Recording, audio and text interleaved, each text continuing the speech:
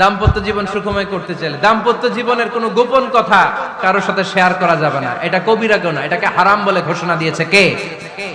এটাকে বিষ্ণু বলেছেন আযমুল আমানা। স্বামী স্ত্রীর মধ্যে যে অন্তরঙ্গ মুহূর্ত কাটে, এই মুহূর্তগুলোর কথা কারোর সাথে শেয়ার করা যাবে? নীলফামারীর যুবক ভাইরা চিল্লায় বলে, এগুলো শেয়ার করা যাবে? বিষ্ণু বললেন খবরদার, এটা আযমুল আমানা। স্বামীর সবকিছু স্ত্রীর কাছে আমানত, স্ত্রীর সবকিছু স্বামীর কাছে আমানত।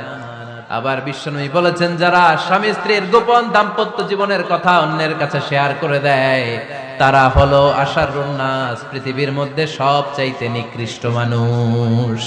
এরা নিকৃষ্ট, এদের চাইতে নিকৃষ্ট আর কেউ হতে পারে না। উলাইকা কাল আনআম বাল হুম আদাল। এরা পশুর চাইতেও নিকৃষ্ট, যারা স্বামী স্ত্রীর প্রাইভেট কথা, পার্সোনাল কথা মানুষের কাছে বলে বেড়ায়। আসিবাউ হারাম, এই গোপনীয় সব কথাগুলোকে অন্যের কাছে প্রকাশ করা হারাম করেছে কে? চিল্লায় বলতে হবে কে? তাহলে খবরদার, নিজেদের দাম্পত্য জীবনের কোনো কিছু অন্যের সাথে শেয়ার করবেন না। আমাদের বোনরা অনেক সময় একসাথে বসলে পেটের কথা, পিঠের কথা সব বলে ফেলায়, আছে না নাই? না বোনেরা, সব শেয়ার করলেও আপনাদের দাম্পত্য জীবনের কোনো কথা কখনো কারোর সাথে শেয়ার করতে পারবেন না। 4 নম্বর ফর্মুলা হচ্ছে অহেতুক সন্দেহ পরিহার করতে হবে। অনেক স্ত্রী আছে স্বামীরে খালি সন্দেহ করে, আছে না নাই? নীলফামারীতে এই সমস্যা নাই, আছে?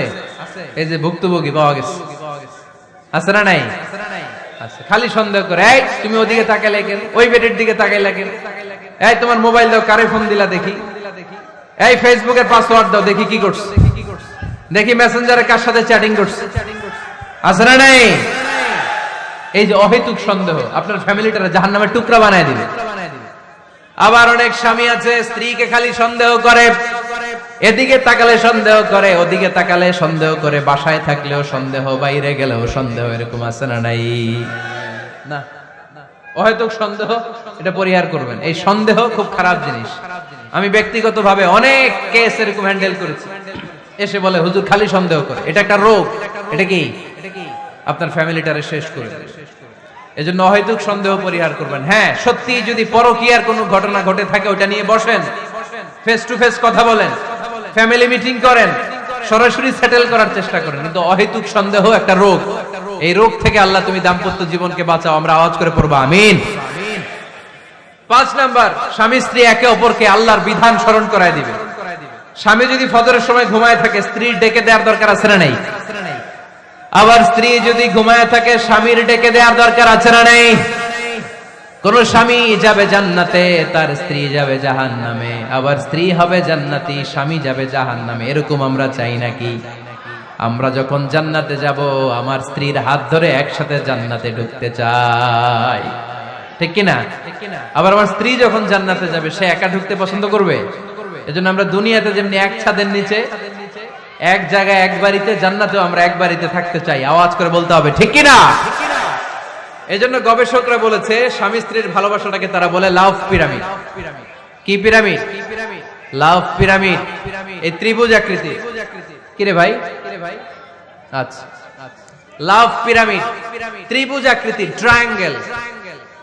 আপনারা ত্রিভুজ চিনেন? কথা কয় না। ত্রিভুজের কয় কোণা?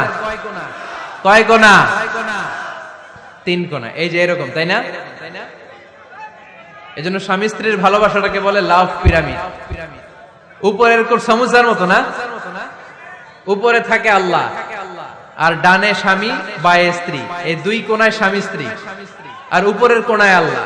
স্বামী স্ত্রী যদি আল্লাহর আনুগত্যের দিকে যেতে চায়, যতই তারা the couple come to Allah, they come closer to each other। তারা যদি আল্লাহর কাছাকাছি যায়, তারা নিজেরাও কাছাকাছি হয়, ঠিক কিনা? তারা আল্লাহর কাছে যেতে যেতে যেতে যেতে আল্লাহর ইবাদতে যদি একেবারে আল্লাহর কাছে চলে যায়, তারা নিজেরাও কাছাকাছি চলে যায়, ঠিক কিনা? তারা আল্লাহর আনুগত্য থেকে যত দূরে সরে, যত দূরে সরে, তারা নিজেরাও নিজেদের থেকে তত দূরে সরে পড়ে। চিল্লায় বলেন ঠিক কিনা? লাভ পিরামিড এটা।